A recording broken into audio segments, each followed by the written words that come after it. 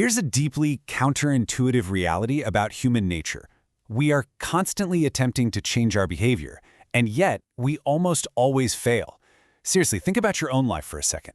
We set these incredibly ambitious New Year's resolutions, and they're usually completely abandoned by, February 12th?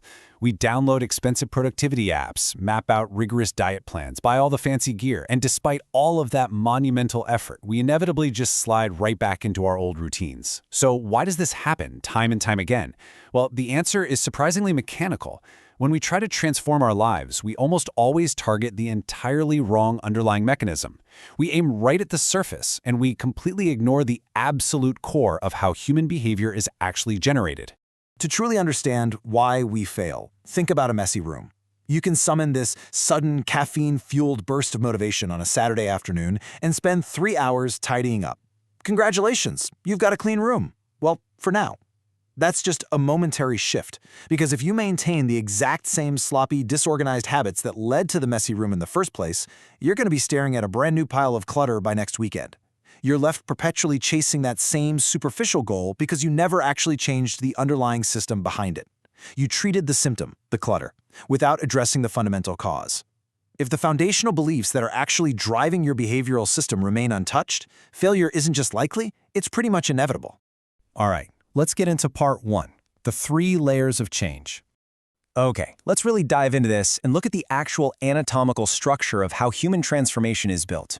Picture human behavior like the concentric layers of an onion. At the absolute outer surface, we have our outcomes. Moving one layer deeper, right into the middle, we find our processes. And finally, sitting at the absolute untouchable core of the whole system, we have our identity. Every single habit, routine, and action you take is filtered through these 3 rings. So let's mentally peel them back together to see exactly how they work. Starting at the outermost layer, outcomes. This is simply about what you get. It's losing 20 pounds, publishing a book, or winning a championship. The middle layer, processes, is about what you do. This is your specific routine at the gym, or maybe your daily writing schedule at your desk. And that innermost core, identity, is all about what you believe. This encompasses your deep-seated biases, your self-image, and your fundamental assumptions about yourself and the world around you. Now, it's really important to note that these layers aren't inherently good or bad.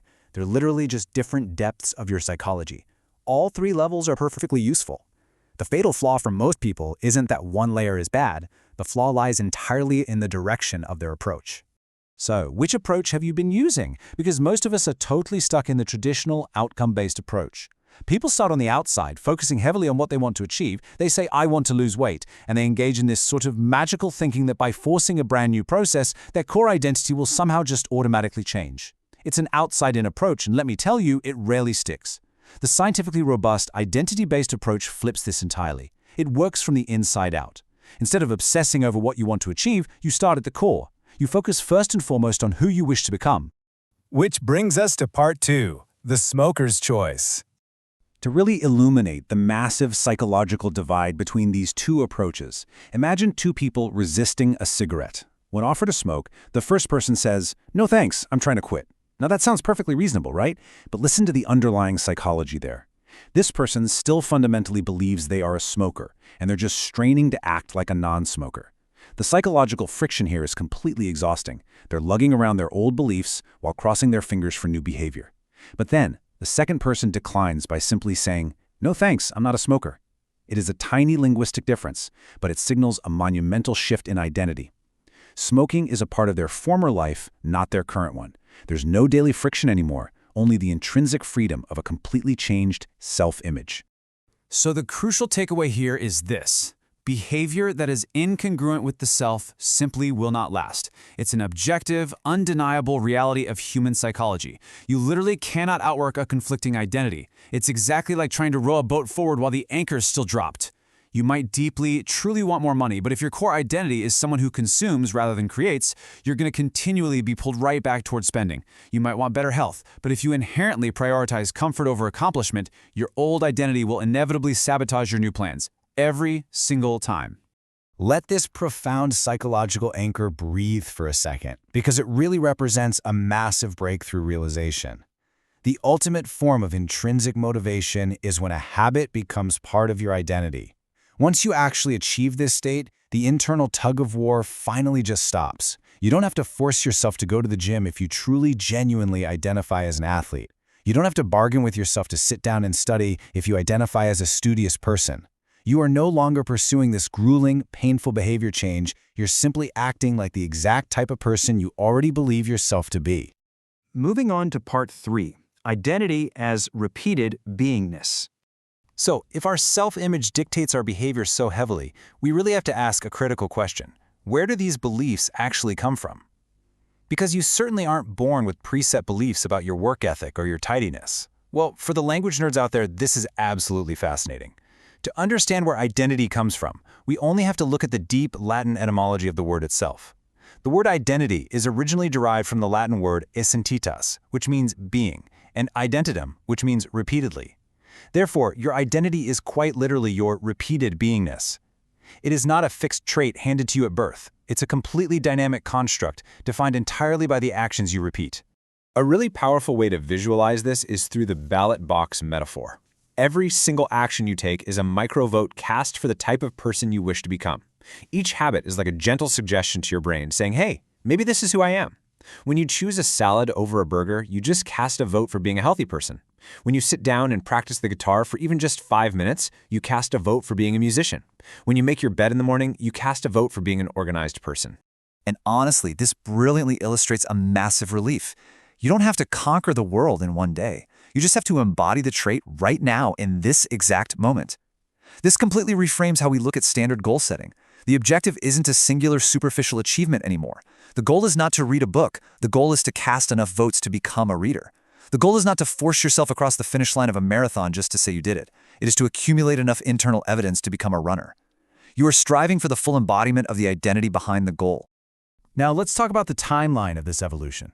Meaningful change absolutely does not require radical, painful overnight transformations. No single instance or single vote will radically transform your beliefs. Obviously, kicking a soccer ball once doesn't magically make you a soccer player, right? But it does require a quiet, steady accumulation of votes at the ballot box over days, weeks, and months.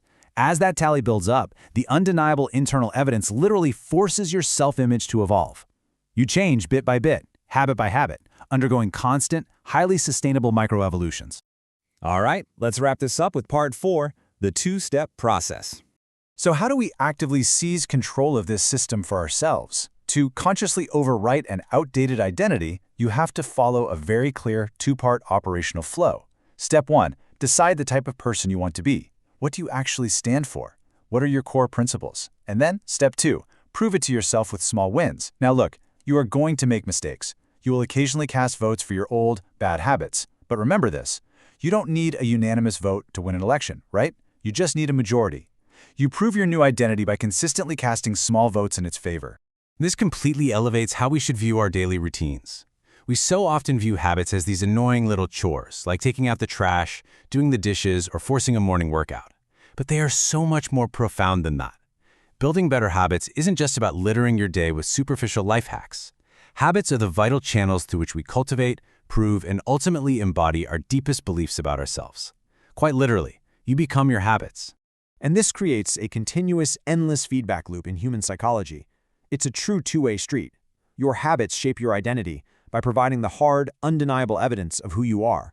And then, in turn, your newly forged identity shapes your future habits because you naturally want to act in alignment with your beliefs.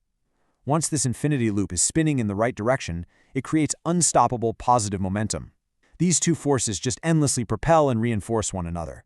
Landing on the ultimate practical application of this behavioral science gives us a very concrete mechanism for control. If you want to change your life, you cannot just wish for a new identity.